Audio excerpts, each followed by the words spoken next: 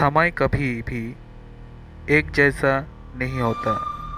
उसका परिवर्तन सभी की जीवन में आता है। इसलिए ही हमें अपने व्यवहार को इस तरह से रखना चाहिए कि हमें कभी भी वक्त के आगे झुकना ना पड़े। ये कहानी भी उसी के बारे में है। पुराने समय की बात है, जब हमारा देश पूरी तरह से विकसित नहीं था और देश में छुआछूत बुरी तरह छाया हुआ था। खुशबू नाम की एक बहुत ही खूबसूरत औरत थी।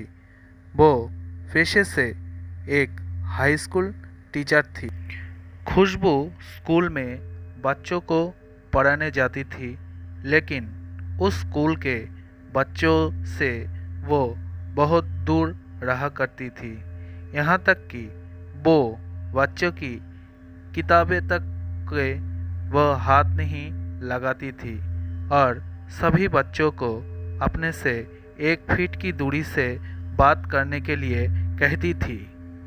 खुशबू सिर्फ अपनी स्कूल में नहीं बल्कि अपने घर पर भी उसी तरह के नियम के साथ रहती थी। वो खुद सुंदर थी, इसलिए उसे सिर्फ सुंदर दिखने वाले लोगों के साथ ही दोस्ती करना और बातें करना पसंद था। खुशबू के छोटे बच्चे बहुत पसंद थे। वो उन्हें तोहफे देती, खाने की अच्छी अच्छी चीज़ें देती, पर उन्हें कभी अपनी गोद में नहीं बैठाती। वो दूर से ही उन्हें पुकारती और उनके साथ बात करती। खुशबू हर वक्त अपने आप को दूसरों से ज़्यादा सच मानती थी और वो किसी को भी अपने पास नहीं आने देती थी। घर पर भी उसके बिस्तर, कपड़े आदि को भी परिवार के दूसरे सदस्यों से दूर ही रखती और किसी को भी छूने नहीं देती। वक्त बीतता जा रहा था। अब खुशबू की उम्र 67 वर्ष हुई। उसके पास उसका एक बेटा रहता था। वक्त के बदलाव के साथ अब खुशबू का भी शरीर उसका साथ नहीं दे रहा था और उसे एक बहुत बुरी बीमारी हो गई थी। अब वो खुद से किसी काम कर नहीं पाती थी।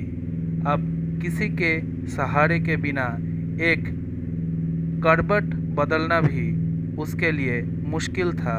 उसका बेटा उसकी पूरी तरह से सेवा करता था, फिर भी खुशबू कई बार कई घंटों गंदी में पड़ी रहती थी।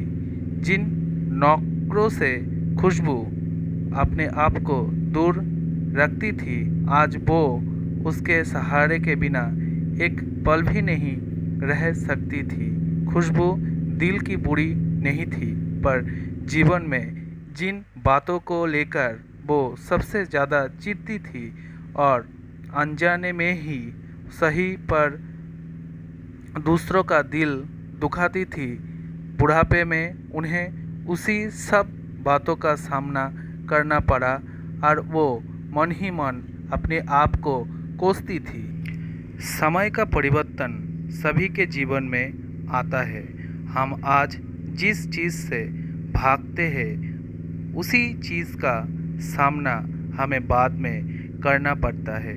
इसलिए हमें अपने व्यवहार को इस तरह रखना चाहिए कि कभी भी वक्त के आगे हमें झुकना ना पड़े। हमारी शारीरिक सुंदरता कभी नहीं टिकती है, इसलिए हमें उस पर कभी भी अभिमान नहीं करना चाहिए और ना ही दूसरे लोगों को उसके रूप के लिए कोसना चाहिए। अगर आपको हमारी